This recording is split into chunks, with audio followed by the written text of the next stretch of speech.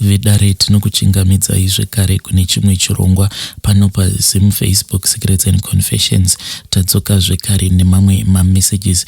Regai tibva tapinda mumamessages edu atadzoka takakubatirai. Pane imwe message iyo yandakatumidzirwa yanga ichibva kuna vahanzvadzi vedu. Hei, zvakangoma hazvo vedu we. Vahanzvadzi vedu ava vakanyora message yavo vakati, ivo mukoma Achi, ndinokumbirawo kuti munge muchindiposterawo nyaya yangu paplatform penyu, asi kana mava kuposta nyaya yenyu ndinokumbirawo kuti munge muchizovigawo chitupa changu.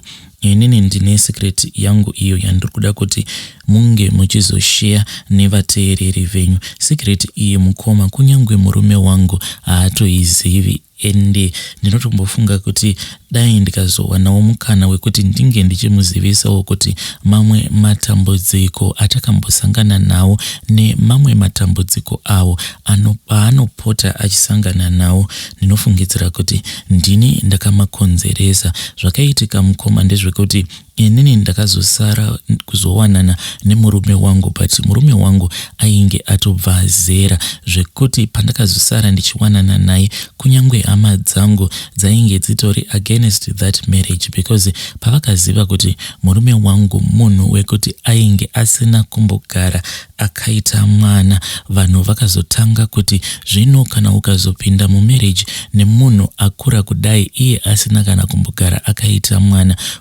kana ukazotadza kumupa mwana wacho zvinokwanisa kuzonetsa. Asi nenyasha dzaMwari ndakangoti ndichingonopinda mumarriage muya, then ndokubva ndatobatira pamuviri. Asi ndakati ndabatira pamuviri kudaro, pakabva pazotanga kubuda mashoko zvichinzi inini mwana uyu ndainge ndakamuhura, sezvo murume wangu munhu wekuti ainge akatosvikawo kuma 35 years ikoko asina kana kumbogara akwanisa kuita mwana. Takati taita mwana wedu wekutanga ndokubva tazotoita mwana wedu wechinumber 2, now tava nemwana wedu wechinumber 3. Saka ndodawo kungopawo hope kune avo vanowanzokutumidzira maconfessions avo vachiita sekunge vanenge vasina tarisiro yekuti vachakwanisawo kuita mwana, because murume wangu kubva pandakasangana naye achizonopinda mu40 years ainge atova nevana vake vatatu avo vatakaita tiri tose. Ininiwo mukoma ndakabva ndazongoti kore mwana, even though vana vedu vanongoita sekunge matriplets, but chandinongoda kungotenda Mwari ndechekuti at least Mwari vakapawo mukana kune murume wangu kuti ange achizokwanisawo kuita vana. Saka iye murume wangu mamwe matambudziko acho awo ainge achisangana nawo kubva achiri mukomana wechidiki, iye anorakidza kuti pane zvimwe zvinhu zvakaitika kwaari izvo zvakamurwadza zvaasingadi kuti vanhu veruzhinji vange vachizviziva. Kunyangwe ini wacho ainge asingatodi kunyatsokundidudzira. Izvo ndo zvakazokonzeresa kuti nguva iyo yekuti vamwe vatete vake avo vaairakidza kuti ainge asingatombo vafarire zvachose, pavakazoshayika iniwo nekusaziva kuti kumhuri kwavo kwainge kuine masikireti ekuti vatete ava vairakidza kuti vaiva neurombwa hwavo hwavainge vakabata. Saka sezvo inini ndainge ndiri muroora wekuti mushure mekunge ndapindawo mumhuri iyi, then hama dzangu ndokubva dzazotanga kutaurisa. Saka zvakabva zvazokonzeresa kuti hama dzemurume wangu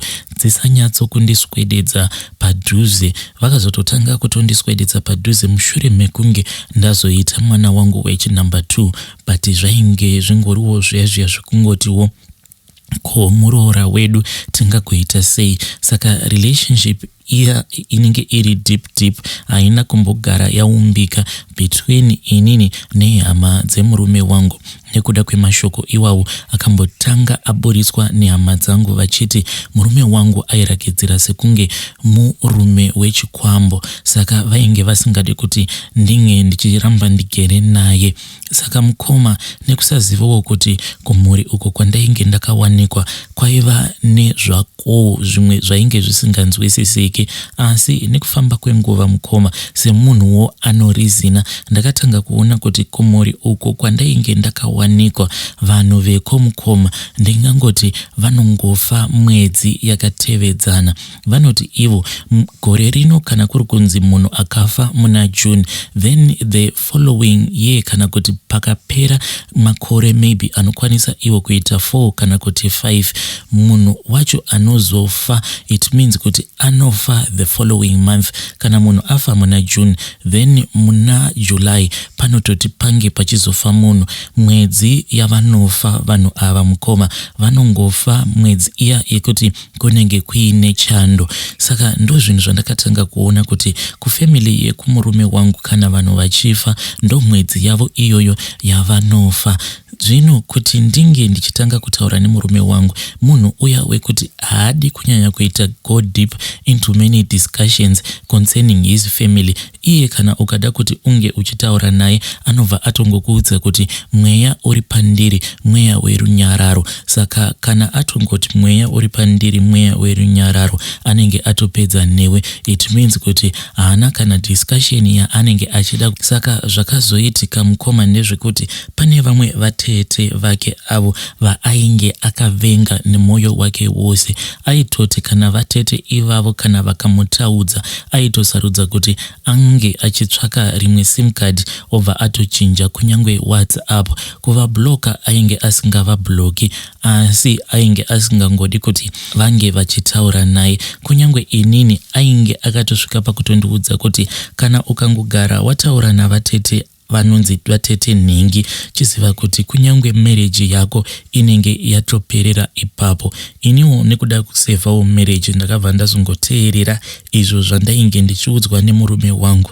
Vatete vaya vakazoti vashayika mukoma, murume wangu akabva azomanikidzika kuti ange achienda kumariro ikoko nekuda kwekuti dzimwe hama dzake dziri muno muSouth Africa dzainge dzaronga transport yekuti munhu wose aifanira kuti ange achizoenda kumariro ikoko kwavatete. Saka motikari iyo yacho yainge ichinzi ndo yaifanira kuti inge ichizotakura munhu wose kubva naye muno muSouth Africa achiendwa naye kurufu kumariro ikoko avatete kuZimbabwe. Yakabva yazodarika nePamba because yaida kuti inge ichitora vamwe bamunini. Saka murume wangu akabva azongobatwa nenyadzi dzekuti haitadza kuenda kurufu. Iyo motikari yacho yainge yatosvikawo mulocation medu. Iye akabva azoti kwandiri, uri kufanira kuti unge uchindiperekedza kuti tinge tichienda tose kurufu ikoko. Saka vakabva vazotouya ndokubva vazotonditora kubasa because inini kwandinoshanda ndinoshanda stay in maid. Ndinozongodzokera kumba ma-off days angu iSaturday neSunday. Ndakabva ndazotaura nemurungu wangu wandinoshandira ndokubva azonditendedza kuti ndinge ndichienda kurufu kuzimu. Murume wangu nehama dzake vakabva vazopfuura vachindikolekta kubasa kuya. Ndisu uyo ndokubva tazoenda zvedu kuZimbabwe. Takati tichinosvika kumusha uko kwainge kwakavakira vatete, chakandinetsa ndechekuti murume wangu akabva anditora ndokubva aenda neni parutivi. Akabva ati kwandiri, kana hama yangu ikauya kwauri ichikukumbira mari, ndinokumbira kuti usapa kana ani zvake kunyangwe $1 zvaro, kunyangwe 10 rand zvayo, usafa wakapa kana ani zvake mari anenge akukumbira mari. Ndikabva ndati ehoi zvakanakai. Then iye akabva azoti kwandiri, ndiri kukumbira kuti paya panenge pava kugadzirwa chikafu, iwewe make sure kuti zvacho zvandinofanira kuti ndinge ndichidya, iwewe make sure kuti ndiwe unondipakurira ende ndiwe unouya uchindipa chikafu icho chaunenge wapakura wega nemaoko ako. Mukoma takazoti tava pamariro paya, semunhu wekuti mumuri umu handisi munhu ainge akanyanya kujairirana nevanhu vakati wandei. Takati tiriko ikoko uko kwatainge takavesa choto chedu uko kwatainge tichibika chikafu chaifanira kuti chinge chichidyiwa nevanhu pamariro ipapo. Zvino ndakabva ndazoshaya mukana zvekare nenyadzi chaidzo dzekutoti vanhu vazhinji vainge vakateya ziso ravo kwandiri. Saka izvo zvandainge ndakaudzwa nemurume wangu zvekuti ndinge ndichizomupakurira chikafu, ende mushure mekunge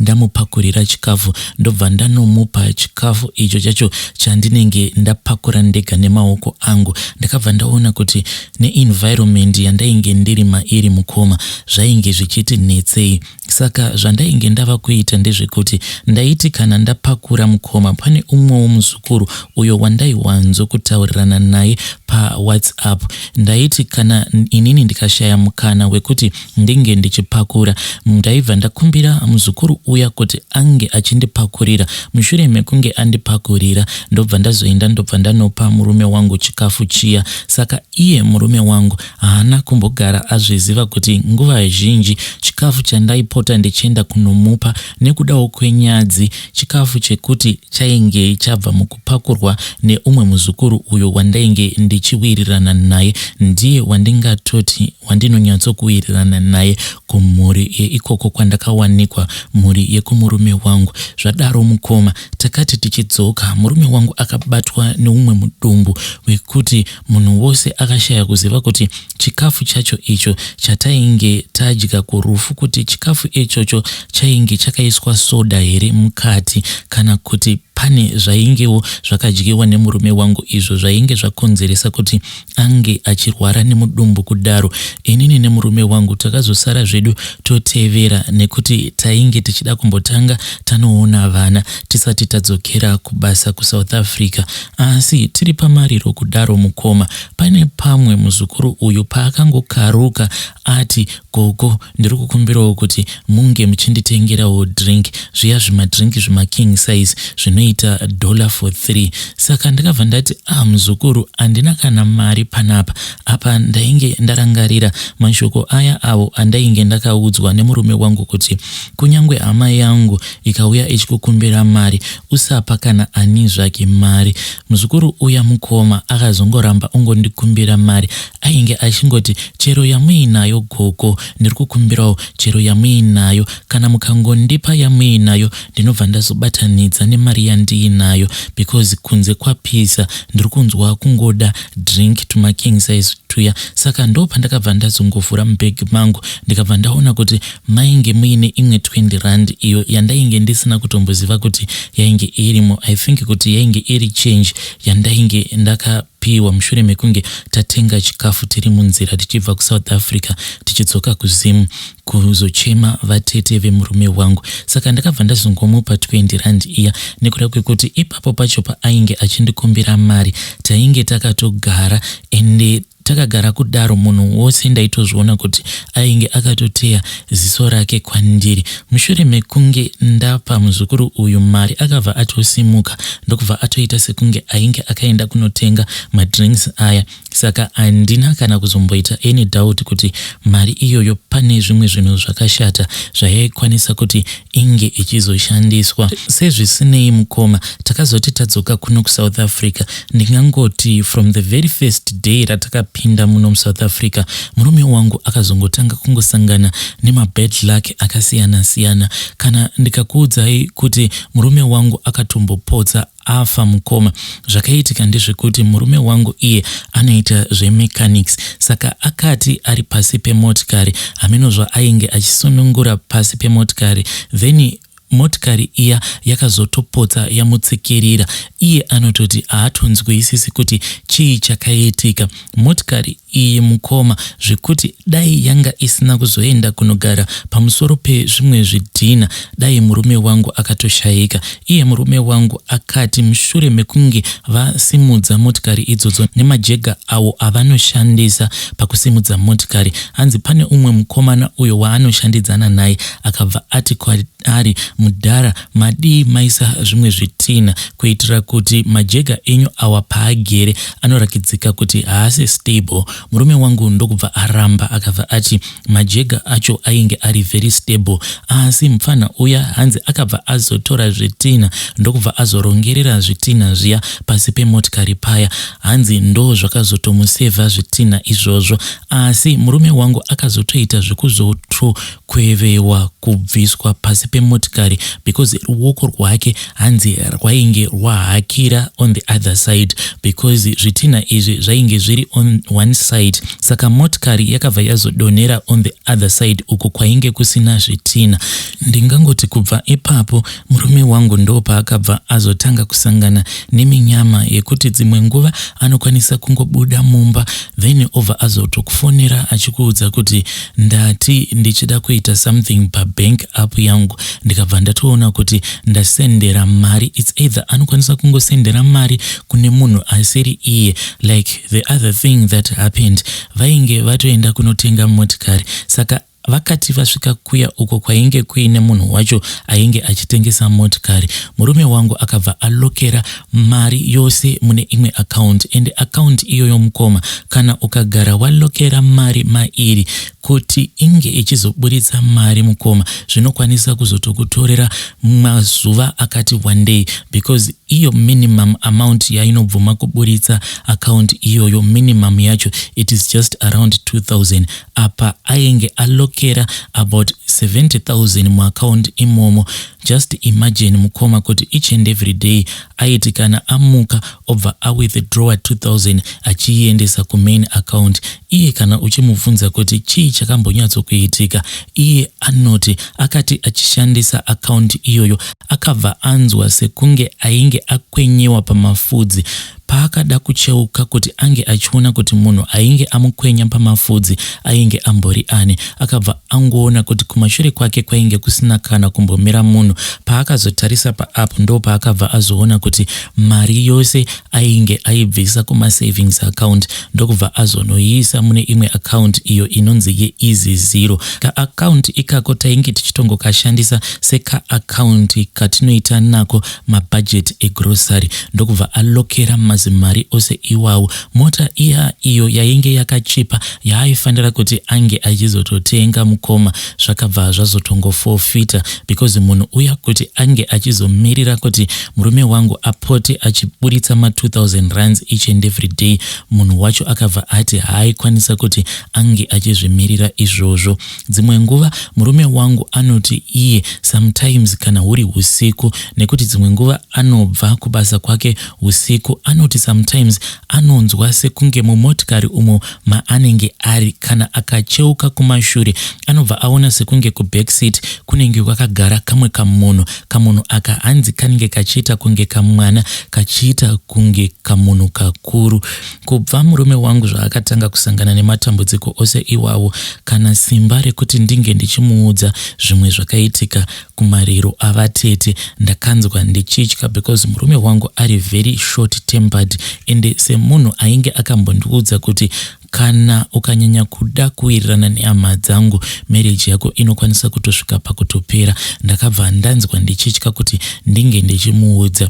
Zvinhu izvi zvatova nemakore akati wandei zvaiitika mukoma, zvinhu zvekutoti zvinogara zvichingondishungurudza mupfungwa dzangu kuti saka murume wangu ndomuudza here kana kuti ndongoramba ndichingoita zvacho zvandinoita izvozvo zvekuti kana ndikaona sekunge murume wangu anenge anyanyisa kusangana neminyama, inini ndobva ndazotanga kufambawo mumaprofita akasiyana siyana ndichiitirwa minamato because ndinotoona sekunge minamato yandinopota ndichiitirwa ndo iri kutoita kuti murume wangu ange achitoraramawo kaupenyu kanenge kari nani because dai yanga isiri mimwe minamato yandinopota ndichiitirwa kwacho kunofanira kuti murume wangu ange achizosvitswa neupenyu, handifunge kuti pane chakanaka chinozombobuda paari.